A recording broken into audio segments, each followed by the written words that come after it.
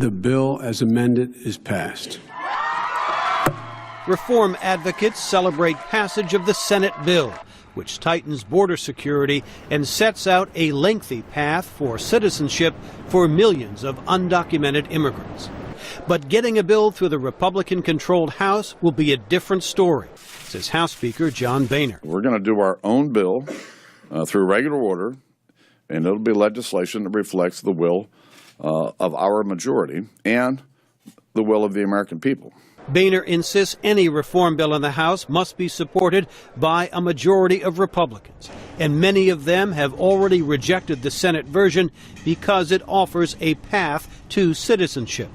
But a bill that veers too far to the right would alienate Democrats, says Democratic leader Nancy Pelosi. We know it has to be a compromise. We know who's in the majority.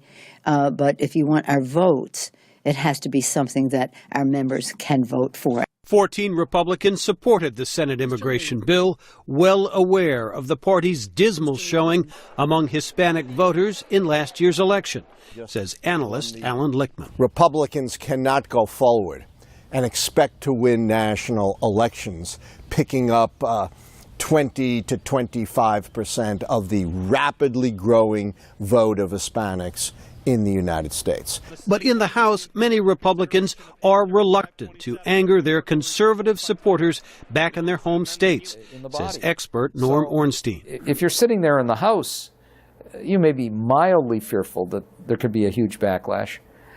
But the bigger risk for most of those members is the backlash from their own right wing, not from a broader public uneasiness with the direction they're going.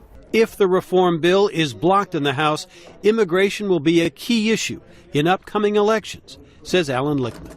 It could be diffused for both parties if something major gets through the Congress. If it doesn't, then you're going to see the blame game being played. In the meantime, millions of undocumented immigrants are waiting for Congress to act.